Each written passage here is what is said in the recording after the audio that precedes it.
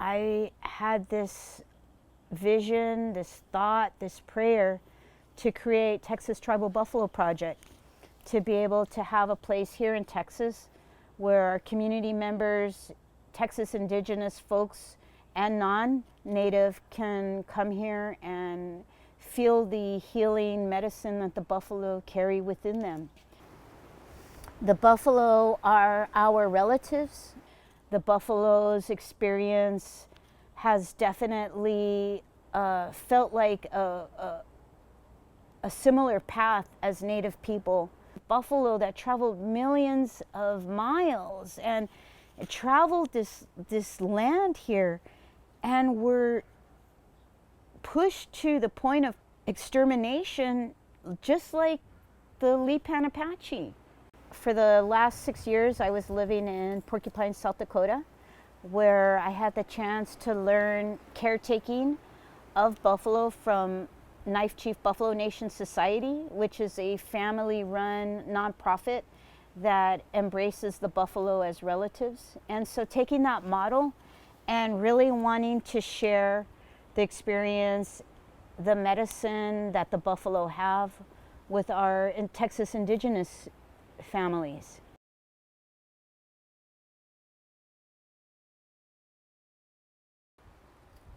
So I went to Edison High School in San Antonio, and I graduated in 1985, and I started going to San Antonio College immediately.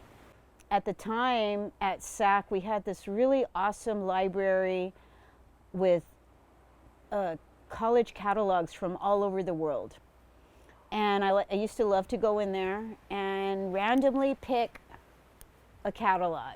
And more than once I randomly would pick Colorado, Boulder, CU Boulder. And the picture on there was the Flatirons.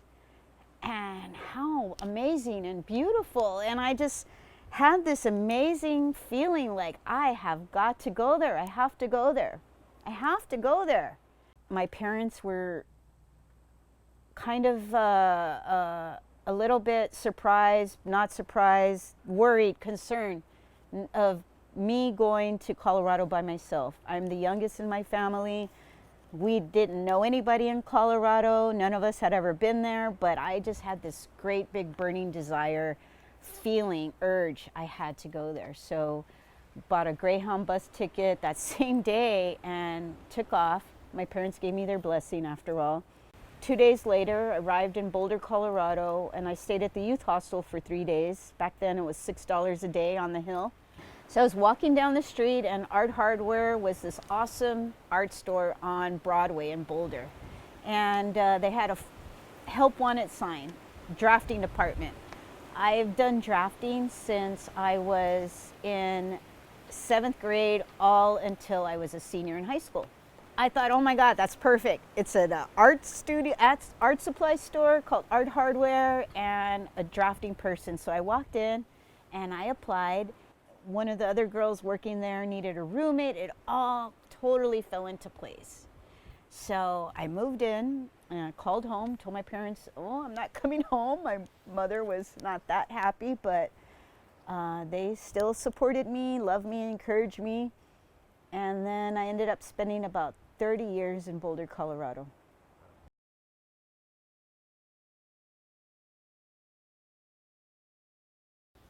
I know for sure when I was 18, not only was I so full of energy, oh my goodness, like, you know, and almost a sense of fearlessness, because it was scary getting to Boulder. It was scary getting there. There were things that happened on the way to Boulder that were scary.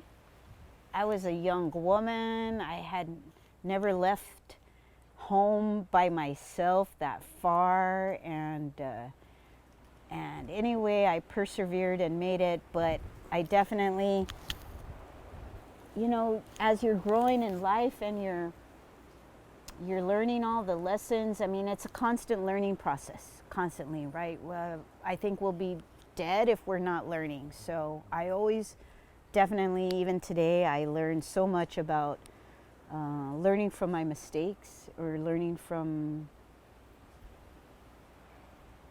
decisions that may not have been the best decision, but how to keep on moving past all of that and beyond that. Fast forward to 1996, and my son, my firstborn son, was born at S.E.E in student housing, where I lived with my husband at the time, and we had our baby there. And so he's 26 years old now, and he's really my backbone for the project and the work that we're doing here with the buffalo. I was born in Boulder, Colorado. I was raised kind of out here for the first 10 years or so. Pretty close to here, about maybe 15, 20 miles from this land here. We had 12 acres, and yeah, we used to have a lot of community events out there. We were there until I was about 10 years old. 5th grade, we moved to Boulder, Colorado, and I finished out my formative years there. The night before I went into labor with him, I was participated in an Aztec ceremony with our family that we pray with in Denver, Grupo Tlaloc, and they're the oldest and one of the most original Aztec dance groups in Denver, Colorado. And then when we got back home to Boulder, I started in labor with him. And so yeah, his entire birth from conception was very auspicious. One of the both hardest and most beautiful things of my life.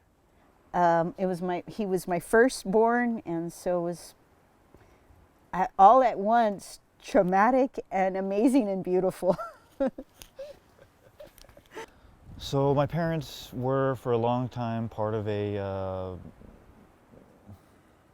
we led a group of dancers, Grupo Tlaloc we called ourselves. And when we were down here in Texas, I know they had a number of pupils that would come out regularly and dance with us. We would pretty much dance at least once a week, often 2 to 3 times to practice, just because my dad at the time, he was very strict, and he was a really good, he was very professional for a lot of years. That's kind of what he did this a lot in California growing up, and then he just learned from a number of different teachers and really learned from one of our main teachers, Manolo Sanchez in San Antonio. He led a grupo, and we would go do dancing with him. And yeah, he was kind of like one of the old guard of like the leaders that would teach Aztec dance. And in the United States, like a lot of the knowledge that he came from like some of the people that directly were from Mexico. He was from Mexico as well, but he was, I guess, a little bit younger, from the old generation that were doing their things in like the 70s and 60s and stuff, like Jorge Gonzalez era and that kind of thing. Coming down here is definitely been I've been feeling a lot like I've been kind of reconnecting with my own Apache roots, because again, I grew up doing a lot of Mexica stuff, and yeah, I know some Apache songs from some northern people actually, but still, there's a good man in Colorado that taught us some stuff from his tradition. He was a powwow dancer, and so we kind of exchanged. He would come and do danza with us and drum with us, and then and during some ceremonies he would just tell us what he knew about, say, a wiki up, or about certain songs, or the way that he learned how to dance, or so we would try to trade in that way. But coming down here and meeting with some of the elders down here, it's just a different experience. Like they've been doing a lot of this since before I was born. Yeah. And they just have so many stories, and a lot of them have actual like working knowledge of, as far as I can tell, what seems to be one of the closest branches of Apache to Lipan Apache, because I'm pretty sure it's basically, I don't want to say extinct, but it's we're not exactly sure if what a lot of people call Lipan Apache is really what they would have spoken back in the day, or if it's more related to, I think Jicarilla is one of the ones that people say it could be more related to, or there's just a lot of discrepancy, and this comes from the tribe being kind of a whole journey of rediscovery in itself.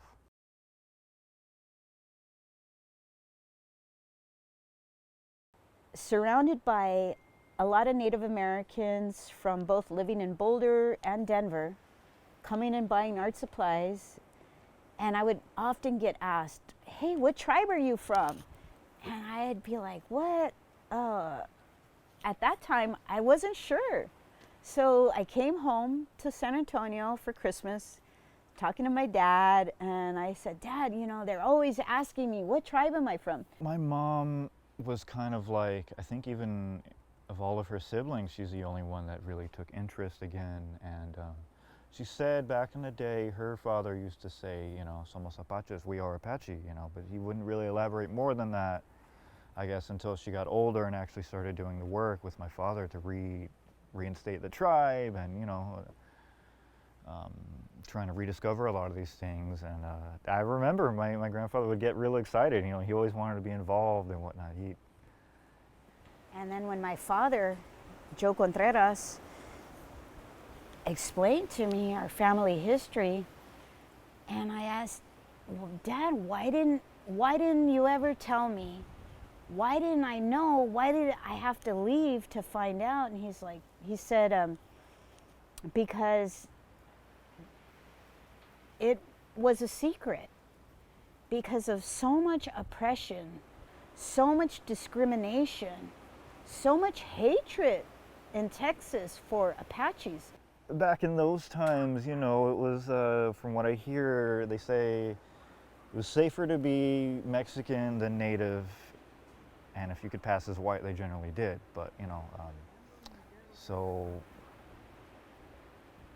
like, he was only taught Spanish, and like he knew, like, back in the day that his family had come from Apache roots, but his parents didn't talk about it too much or elaborate on it too much. And he was a working man, and he was already involved. He had family and kids and Catholicism and whatever, so he just didn't really get into it until my mom kind of brought it back into his life.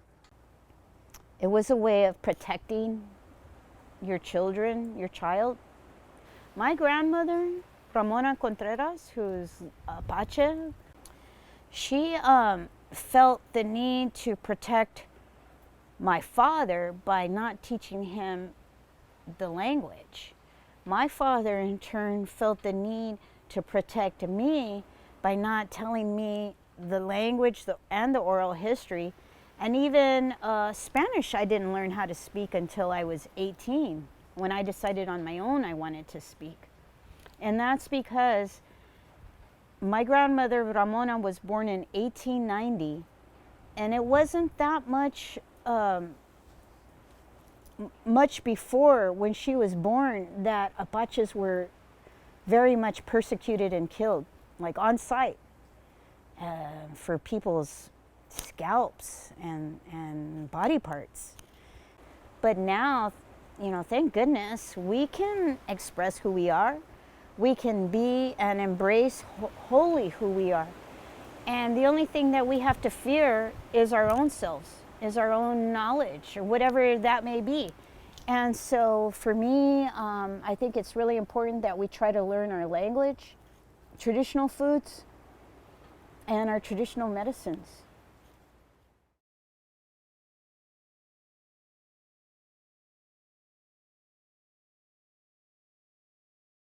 I haven't been asked that question, and so I don't know if I've thought about that. Like, I'm just working. I'm just working every day.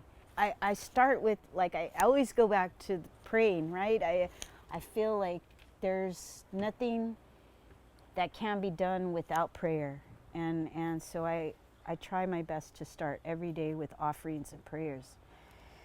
And I put my head down and I work like almost 24/7.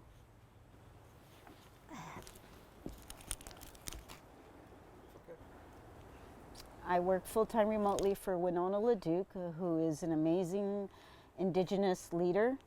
an amazing woman doing the work of rematriating our food sovereignty through wild rice, through hemp, through buffalo, also kinship and rebuilding. And so I take a lot of inspiration from her, as well as other people. But something that I'm also learning from Winona is the fortitude and the perseverance that is needed to push these huge visions up the mountain. And they're definitely not being pushed alone. I absolutely have staff and crew and family and my children supporting me, and friends, awesome friends. And so it just feels like the work that I need to do, I'm doing, and I don't think about it a whole lot.